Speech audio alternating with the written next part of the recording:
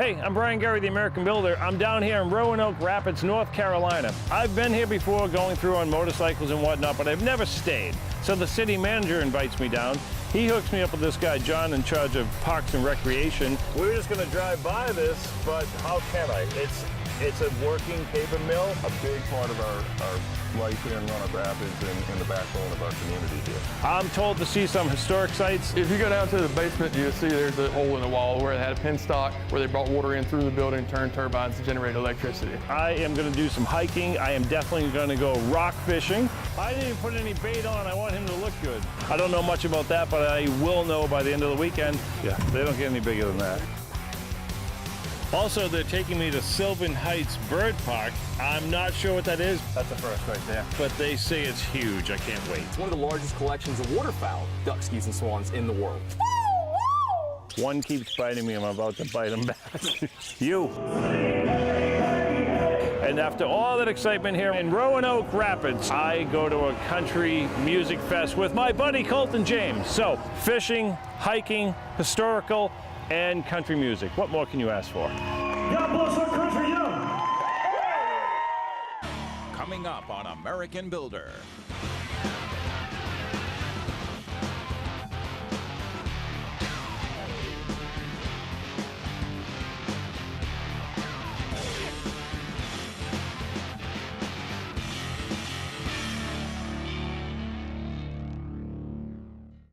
So John is taking me on a little bit of a field trip here, and we're just going to drive by this, but how can I? It's a working paper mill. My father worked here. He was in charge of sales. I actually worked in the paper mill in the summers, and it's dear to my heart because it allowed me to go to college and help pay for my college. I don't really know the ins and outs of a paper mill, but I got to tell you, this is the biggest one I've seen ever in my life. This is unbelievable. It has always been very successful. Okay. Always has made money. Yep. Always been very productive. A big part of our life here in Roanoke Rapids and the backbone of our community here. You start with the log trucks coming in that you see and going through the chippers and chipping them into wood chips and running the conveyor belt over to add the ingredients to make the paper and then roll it out. Where was the college paid from? Where were you in this?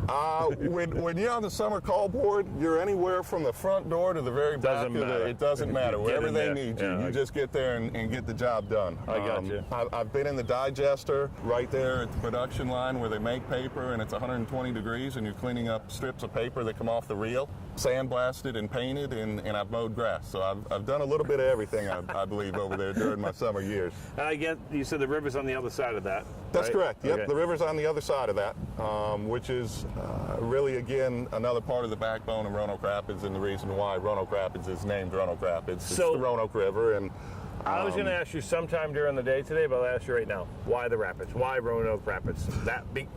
Obviously, we're going to see why, but you're going to see why. Yeah. When the Roanoke River was used for transportation, to transport goods, and they call that a bateau, which is the long wooden ship that they use. Yep. Okay. When they hit the top of the river here in Roanoke Rapids, they could not navigate the river because of the rapids. So a canal was built around the city of Roanoke Rapids and the river to transport those goods into, and you came back on the river in Weldon, North Carolina. I brought the right guy with me. I figured out everything in one stop, and we weren't even going to stop here. So this is awesome. Right. So far, so good. Okay. We're going to hit some really cool spots. We're going to see what Roanoke Rapids is all about. And later in the day, we're going to catch some rockfish. this is not a golf club. I don't golf, but I definitely can drink and fish. So going to be a good day. Looking forward to it, and the rockfish are here. So. Can't wait to see that. Going to be another good afternoon. So I know what dinner is tonight, right? Absolutely. Yeah. That's it. We're eating we're eating what we caught for sure. All right, on to the next one.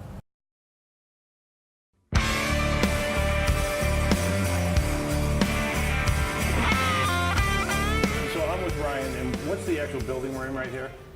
This is an old power plant that was built on the canal in 1900. Right here it was? This was the power plant? No Yes. kidding. The water went right underneath us, or right through here at one The canal point. was actually built in 1824 as a navigation canal.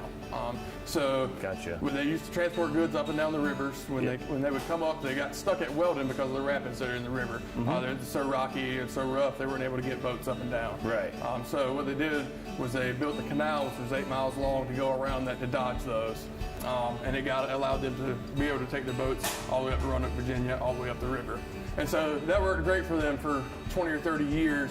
And then railroads really started coming along. It was a lot more efficient to use railroads than it was to push a boat up the street. Yeah, So it kind of, after 20 years of labor, they got about 20 years of use out of it, and then it kind of became obsolete. So someone finally figured out, hey, we've still got all this water. If we can bring it down here, we can start using that water to turn turbines, we can generate electricity with it. If you go down to the basement, you'll see there's a huge, looks like a hole in the wall where it had penstock, where they brought water in through the building, turned turbines to generate electricity. And how long did that last before that got obsolete?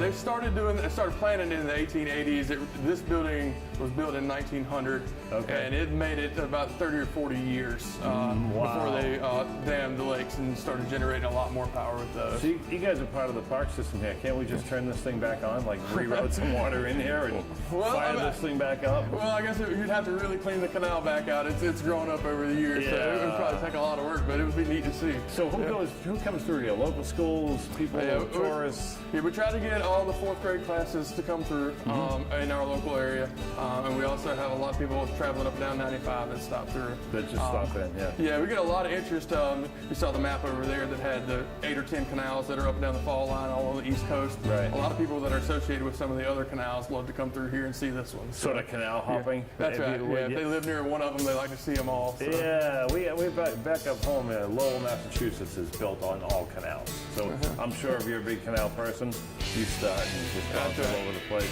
Yeah. Maybe that can be my new hobby coming up. All right, there you go. I use canal hopping. All right, I'm just going to take a look around. Sure. Thanks for your time. Absolutely.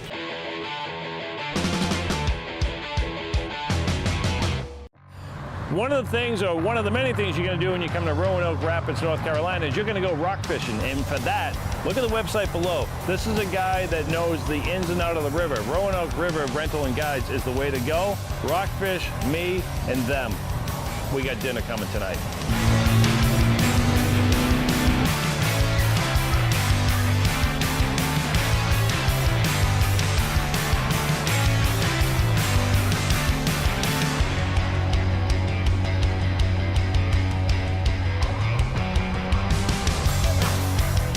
Okay, I'm catching fish. I'm catching rockfish, as they promised. So John from Parks and Recreation and Roanoke Rapids Rivers and Guides, my new best friend Mike, is showing me how to fish. I am now becoming a fisherman.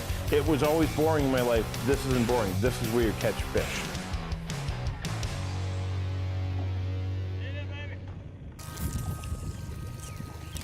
I'll try to hit the camera guy. I just missed him.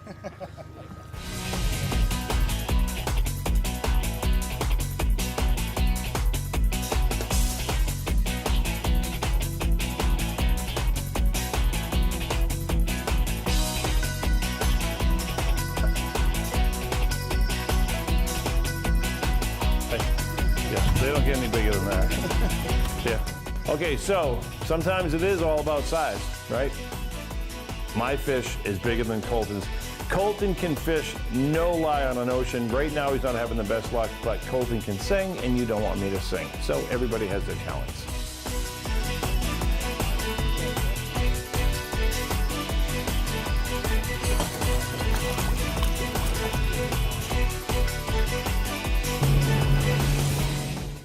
Okay, so next up, we are going rock fishing. I don't really know how to fish too well, but they are telling me rock fishing here in Roanoke Rapids, North Carolina is unbeatable.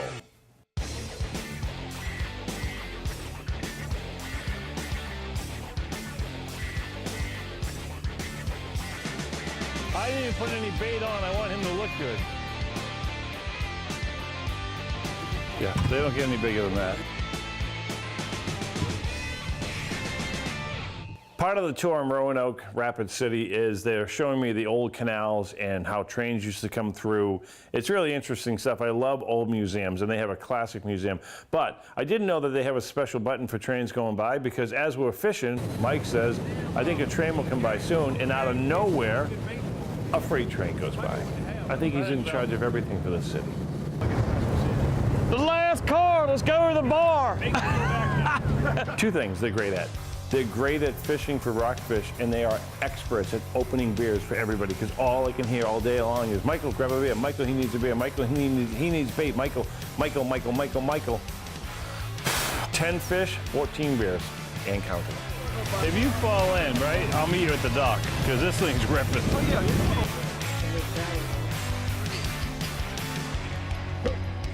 That's how you do it. You slow reel it back to the boat.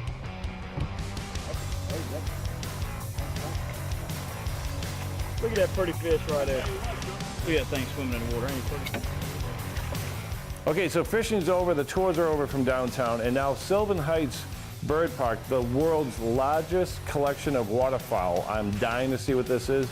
The world's largest? Let's go.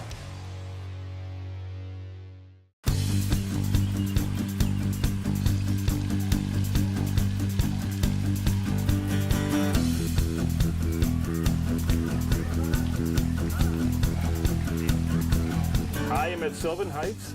I'm with Brett, who obviously is, I'm going to say you're the beekeeper, but it's about birds. We're birds, yeah. If I was doing bees, I get stung a lot, so no. What you're looking at is one of the largest bird parks in the country, in the sense of we have almost 2,500 birds. That's not just ducks, geese, and swans, but owls, flamingos, pheasants, parrots, parakeets. You can even hand feed our flamingos, which is pretty unique. And it's one of the largest collections of waterfowl, ducks, geese, and swans in the world. All right, so before you get started, why? How did this start? The credit goes to my parents, Mike and Allie Lubbock. Gotcha. My father's been with waterfowl since he was 17 years old in England. We're a nonprofit 501c3, so if anyone owns it, it's all the visitors, members, and donors. They're the ones that own this place. I actually own a piece then. This is your place. This is it. And this is Eastern North Carolina and the rest of the world's place. So I get the you are here. Where are we going first? It doesn't matter. We can just start. Wherever you, I can definitely get you around the world in 80 minutes. These guys are called ruffs, and what's really amazing is these males, they'll grow these beautiful feathers around their necks. They'll be white, black, and bright browns for displaying to the females, but they also get very aggressive with one another.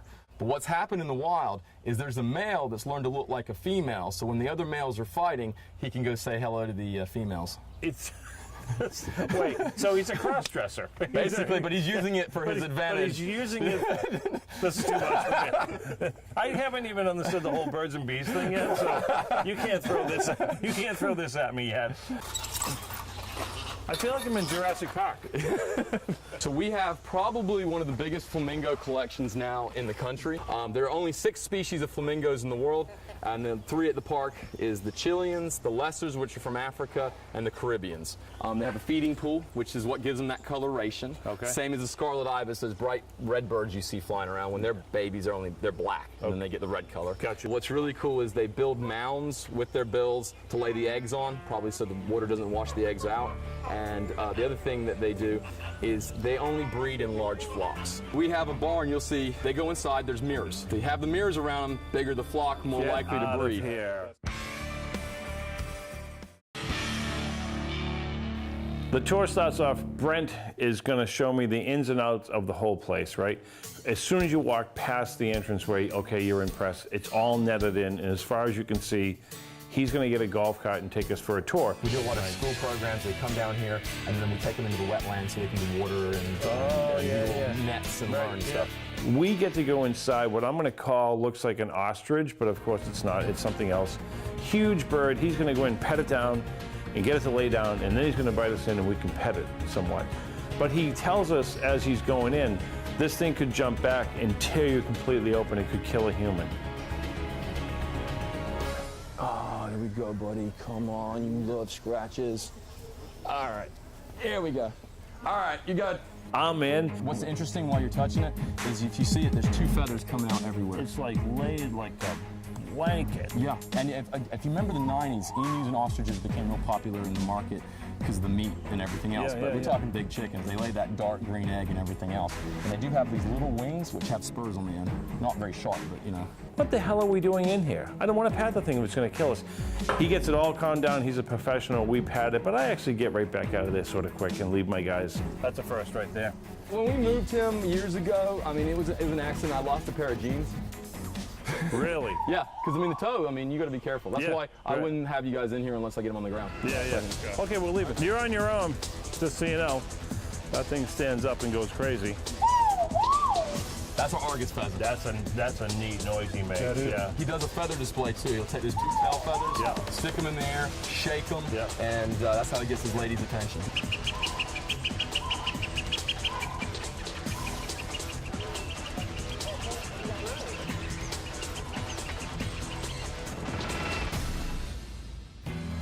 This is one of the most endangered birds in the world. Where? This one, in the back. You see the 2 white birds there? Yep. This is the whooping crane. There's only a couple hundred in this country. And then on this side, we have Demoiselle cranes. They're one of the highest flying birds, not the highest, but one of the highest. They fly over the Himalayas. Oh, and there's plane footage of the cranes. Yeah, exactly. They lay a really interesting egg, and if you look at the heads, they have these weird feathers coming out the back, look like a composer or something. Yeah, nice one. This flies the highest, higher than that, over the Himalayas. This goose. Really? Yeah. They can get away from the public as much as they want. Right. And they're set up in this way. We always make sure that the birds are taken care of. Public kind of, we want to make sure that they kind of come second. Yeah. The other thing is, with these aviaries, they can be lowered. What's interesting is the birds are pretty smart. What they'll do is they'll go to the area that needs to be, to an area that's not class. Right. They'll stay there. They won't run off. They'll let us work, fix things, get them back, move around. The only birds that sometimes take off crazily are cranes. And this is probably because most of the birds, they got food and shelter. They get it. They get it. They're like, hey, fix the roof. Exactly. We got a problem. I see 5 ducks in my life, maybe 3. I don't know. He tells me the number of ducks in the world. It's more than 3, I can tell you that right now. We go into a parakeet cage or a bird cage, and then he thinks it's funny because you can feed the parakeets, but he forgets to tell me that they bite you. I got one that just wants to bite me the whole time. At first, I'm like, I'm under attack by parakeets. And then I thought to myself, look at the size of me. Am I worried about a parakeet? Ow, ow, ow, ow. Yeah, I sort of was. One keeps biting me, I'm about to bite him back. You've got a bite problem. you. This is one thing people don't get to experience in most places is hand feeding a flamingo.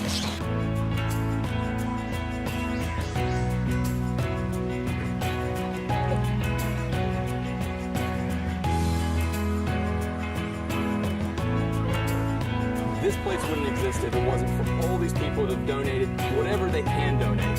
So what makes this place special is not one individual. Even though my dad and mom, if it wasn't for them, we wouldn't be here. Right. The bird park exists, and it exists now 10 years later in Eastern North Carolina because of everybody, and especially those that have supported us from the beginning.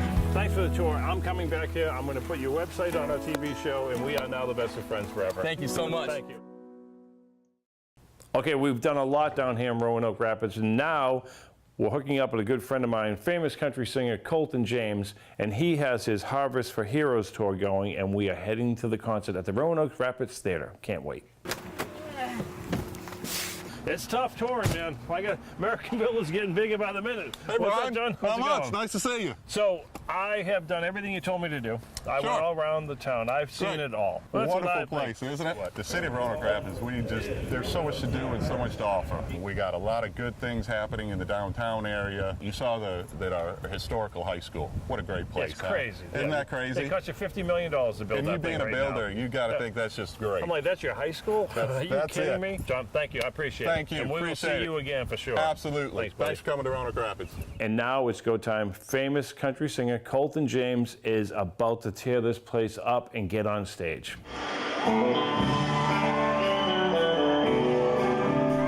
How's everybody doing tonight? Yeah.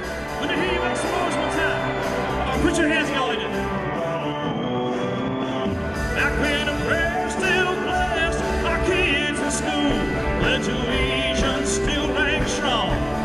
Yeah, I want to take this country back 20 years or so. What do y'all think about that now? Right in the middle of the concert, a good friend of mine, Mike Cain, takes the stage. Mr. Mike Cain, who works with us all over the country. You can't thank Mike Cain for his services enough. And Colton gets up there with his mom and dad, and they redo their vows of marriage. Mrs. James, do you take Mr. James to be your lawful wedded husband?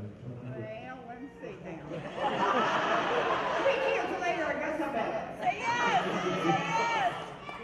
but yeah. Mr. James, do you take this very beautiful woman to be your lawful wedded wife, through the hard times and good times, and always love her no matter what?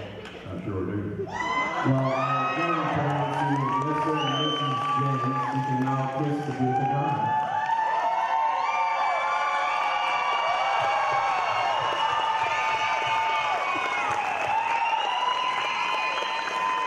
Brings a tear to my eye, and the whole place too. Thanks for that one, Colton.